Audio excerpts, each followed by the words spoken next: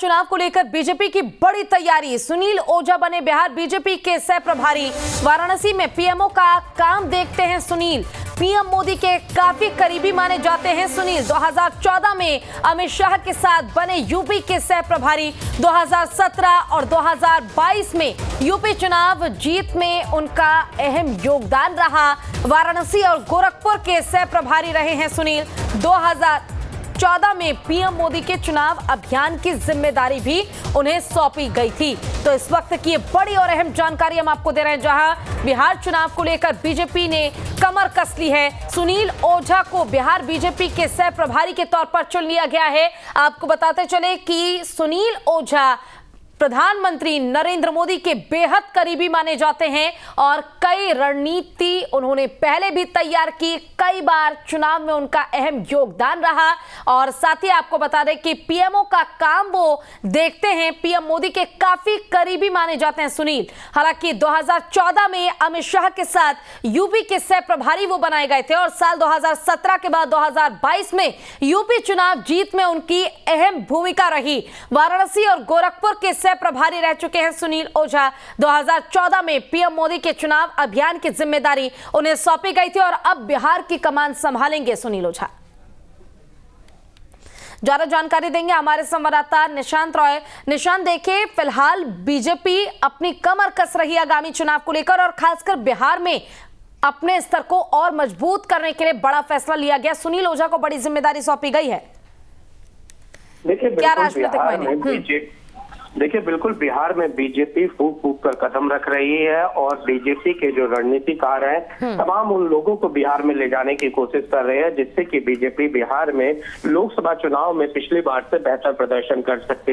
हालांकि बीजेपी के लिए फिलहाल स्थिति इतनी स्पष्ट नजर नहीं आ रही है क्योंकि जेडीयू और आरजेडी का गठबंधन है, इसलिए चीजें इतनी आसान भी नहीं है। इसी के चलते सुनील ओझा को अब वहां का सह प्रभारी नियुक्त किया गया है। सुनील ओझा गुजरात से आते हैं। गुजरात के भावनगर सीट से 2 बार विधायक भी रहे हैं। प्रधानमंत्री नरेंद्र मोदी, केंद्रीय गृह मंत्री अमित शाह दोनों के करीबी बताए जाते हैं और अभी तक वो बनारस में पीएमओ के कार्यालय का काम देख रहे थे। और ऐसे में जब प्रधानमंत्री के इतने करीबी शख्स को बिहार में जिम्मेदारी दी गई है तो जाहिर सी बात है कि केंद्रीय नेतृत्व ने आने वाले समय में मजबूत रणनीति के साथ ये फैसला लिया होगा और उसी फैसले का असर अब हमें आने वाले समय में बिहार में देखने को मिल सकता है कि सुनील ओझा को किस क्षेत्र की जिम्मेदारी दी जाती है और क्या क्या आने वाले समय में बिहार बीजेपी में परिवर्तन देखने को मिलेंगे। बिल्कुल निशांत, देखिए लेकिन जिस तरह से लगातार हम देखते आए हैं, चाहे केंद्र के बीजेपी के नेता हों चाहे राज्यों के नेता हों, सभी ये कहते नजर आते हैं कि आगामी 2000 चुनाव में निर्विरोध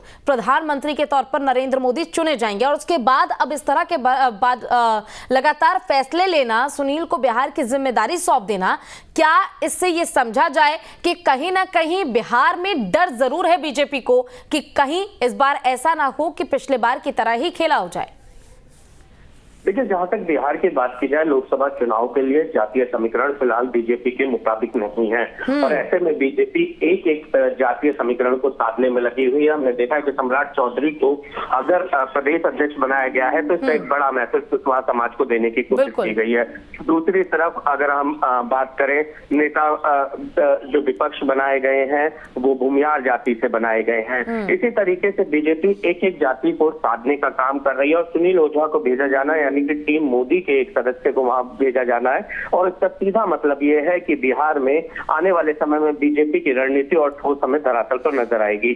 बिल्कुल, देखिए रणनीति चाहे कितनी ही मजबूत हो जाए निशांत और चाहे लगातार जातीय समीकरण को साधने की कोशिश की जाए, लेकिन जो मजबूती क्षेत्रीय पार्टी की होती है शायद वो राष्ट्रीय पार्टी की ओर से मजबूती और वो पकड़ बना पाना बहुत मुश्किल होता है एक राज्य में। लेकिन देखना होगा कि जब बैक टू बैक ऐसी रणनीति तैयार की जा रही है, लगातार फैसले लिए जा रहे हैं, तो आखिर इसका प्रभाव कितना पड़ता नजर आएगा आगामी चुनाव पर। बहुत बहुत शुक्रिया आपका इस तमाम जानकारी के लिए।